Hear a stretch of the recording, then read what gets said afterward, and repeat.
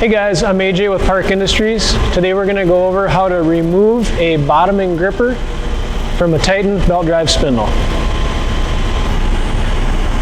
To remove the gripper, we need to enter the advanced setup screen and press extend drawbar.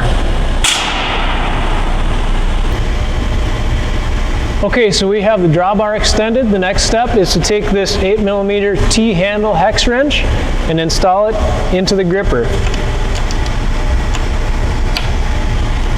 And then we're going to break this loose, start unscrewing the gripper from the drawbar.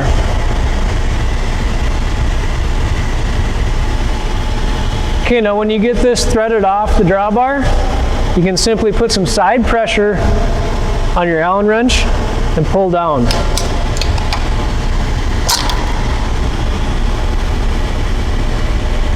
Now if you're having a hard time pulling the gripper out with just the Allen wrench,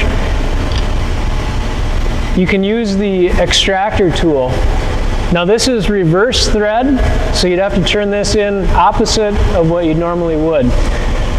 So we need to retract the drawbar, so we go over to the touch screen and retract the drawbar so that goes back up, and then we'll just insert the removal tool, thread it, and remember this is reverse thread, so we gotta go backwards. We'll thread this in until it stops. So there it stopped, and we can pull it out.